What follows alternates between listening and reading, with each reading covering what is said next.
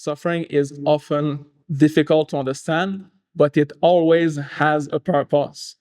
The best reaction when we suffer or when we see someone we love suffering, it's not to question, it's not to seek for answers, but it is to trust God. Then, of course, suffering becomes much more easy.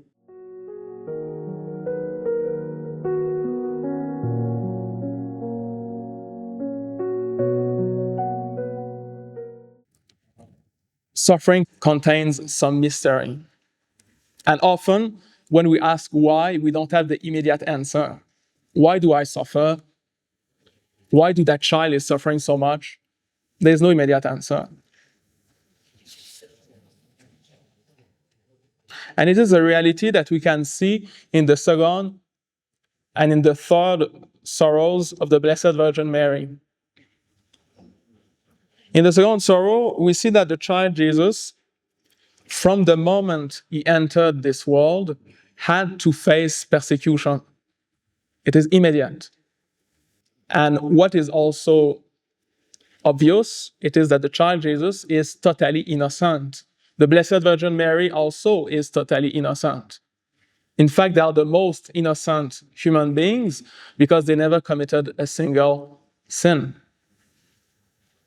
But they have to suffer persecution. As soon as he's born, the child Jesus is chased. King Herod wants to kill him. And of course, the Holy Family has to go into exile. And what is also terrible is that all the innocent ones, babies, are going to be killed, are going to be massacred by King Herod in a certain way because of the child Jesus, because of his presence. So in this second sorrow, there's really that mystery of the sufferings of the innocent ones that is presented to us and that is not explained. Why do they suffer so much? We don't have an obvious answer.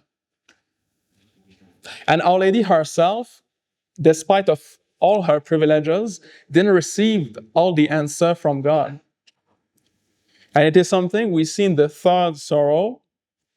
As you know, Saint Joseph and her, they lost the child Jesus in the temple.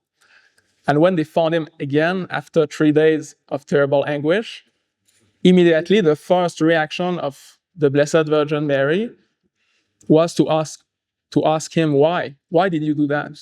Your father and myself, we were seeking you with anguish. And the answer of the child Jesus, did you not know that I must be at my Father's business?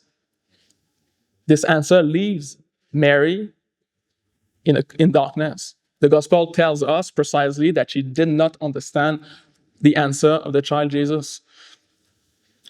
And so we see that Our Lady has to suffer, and she has to suffer as us without all the answers. The mystery of suffering is also present in her life. But we have to imitate her, to follow her example.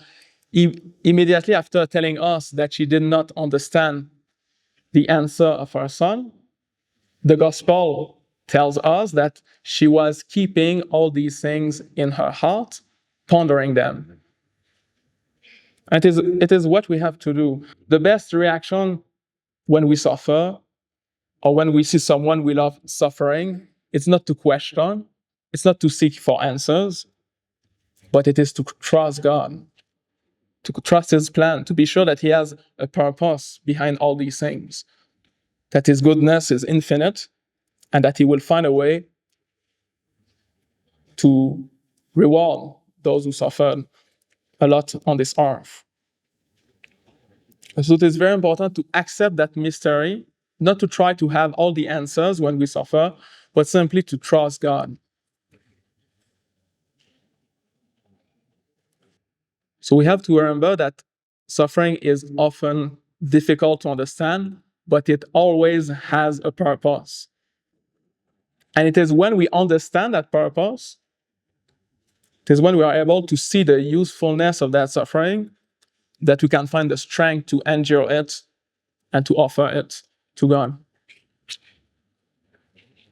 You see, there's nothing worse than to suffer without knowing why, without understanding why. Because this ignorance makes the pain unbearable, since there's no reason to endure it. So when we say that there's a mystery concealed in suffering, we do not say that because of that, there's no purpose to suffering. We just say that we don't have all the answers. But what is also true, it is that suffering has always a goal. So if we suffer greatly, but that suffering has a purpose, like a mother who is giving birth to her child, then of course suffering becomes much more easy to accept and to offer.